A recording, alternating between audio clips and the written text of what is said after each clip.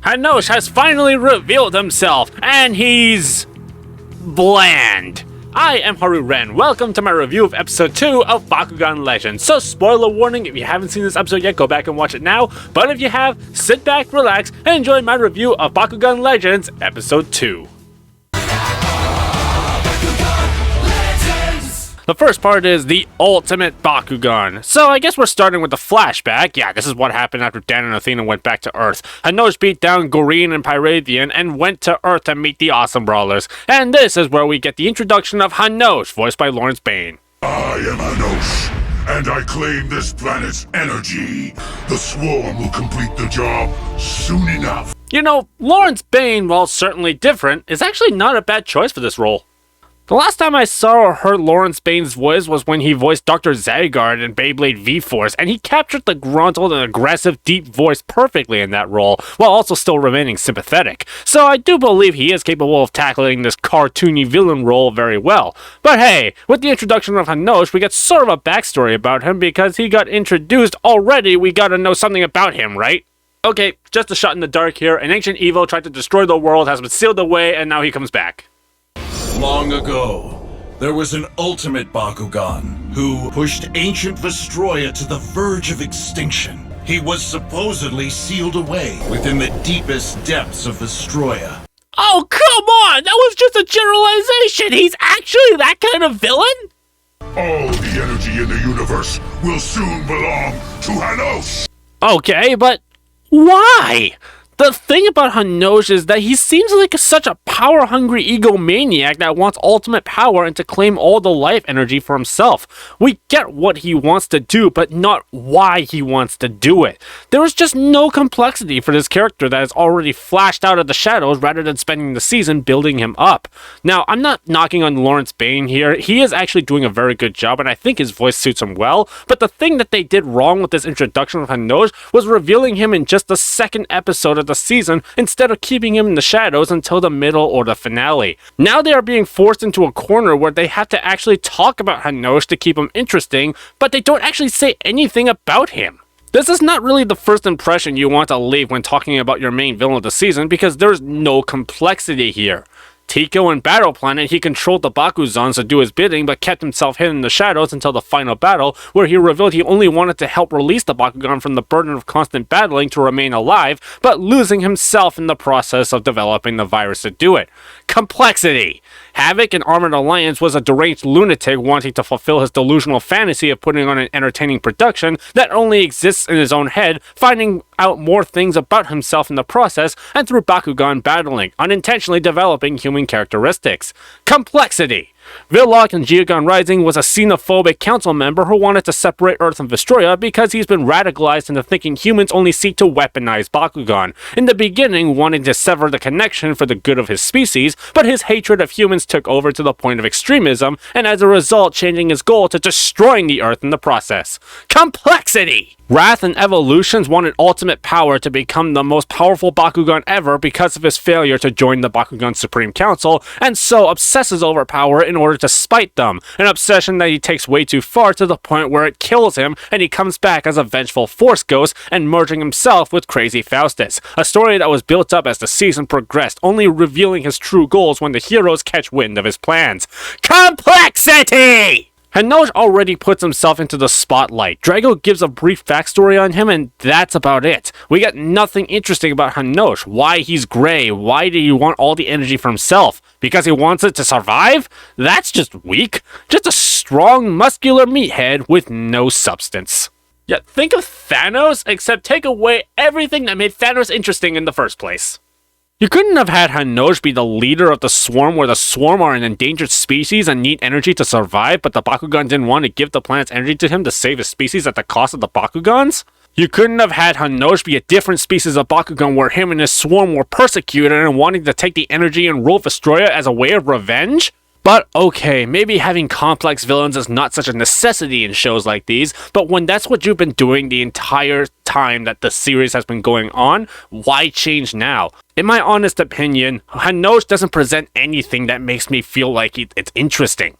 If we devise a good battle strategy, We just need to band together. and blow him away. And here we see the difference in leadership style between Magnus and Dan. While Dan is more hot-headed and prefers to go in for the kill, Magnus prefers coordination and strategy. This kind of conflicting styles can actually add interest to the subplot of Dan and Magnus. And we're totally with you, Dan. If I must. Oh, alright then, never mind. Everyone just goes along with Dan, no questions asked. They try to attack the swarm first before they can reach Hanoj. Even with the diving headfirst style, Magnus still adapts and coordinates the attack. You can call that whatever you want, that's Hydro Pump! And while they are battling, Hanoj learns of the power that is the bond between humans and Bakugan, but even then that is not enough to destroy Hanoj. But what the 5,000 B power?! If only he's nearly as good as that in the real life game. The Swarm and I have devoured the energy of many planets, but the Bakugan of Vestroya could not understand my needs. Well, finally, something interesting is brought up about Hanoj, except it's not even about Hanoj. He mentions that he and the Swarm absorbed the energy of many planets, but it was the Bakugan of Vestroya that managed to seal him away. Could that mean there are Bakugan that don't just live on Vestroya, but other parts of the galaxy? Long-term storytelling? Ultimate power! Thundershock! You can call that whatever. Oh, wait, that is Thundershock. Never mind. But in an attempt to grant the Earth and Winton time to figure out a way to stop Hanoj, Dan challenges Hanoj to a battle judgment. Yeah, because the battle judgment worked so great the last time, didn't it? Hanoj agrees because Bakugan battles will only increase the energy for him to steal when he wins, and he chaos controls out of here. Winton will build something to replace the Nova Reflector. What? Wow, Dan, way to put all the pressure on him, jackass. But hey, at least Winton has been given an important role in this other than being the comic relief and occasional tech geek that he has been in the previous seasons. But we continue with a new core where the Awesome Brothers are training for the battle judgment, but with the pressure of inventing the very device that decides the fate of two worlds, Winton can't focus. Don't worry. It's only the fate of the world. Oh, more pressure! Thank you! It makes me feel great! I really would like this to actually lead to Winton having a character arc where he actually struggles with the pressure of perfecting something that he usually does for fun. Even though we have seen him help make devices and inventions in the past that help defeat the bad guy, we never saw him actually struggle. It's just sort of he did it with no problem. That would be something interesting to do since you know fate of two worlds hangs in the balance and someone his age can't handle that much pressure. But Dan sees a moving core that reacts to the Nova light in the Bakugan. But hey, we don't have time for that. We gotta cut to Chad and Chester coming back.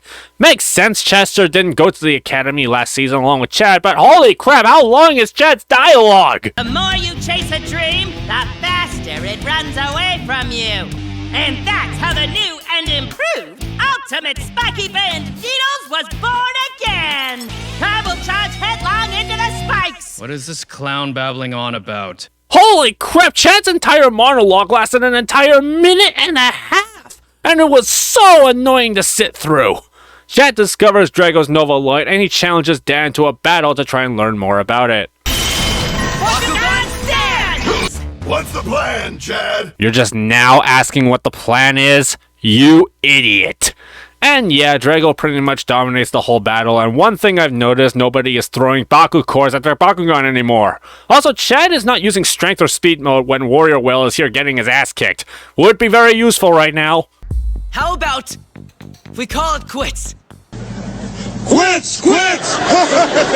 But Warrior Will and Chad refuse to give up and continue battling, making Chad a lot more likable than he was before. I'm just sad we didn't get to hear Warrior Will's signature "oh yeah" line again. But Dan has a Nova core up here, and Dan remembers Chad's monologue about I will throw my whole self right at it. which makes the monologue at least lead up to something. Dan achieves Nova Fusion somehow.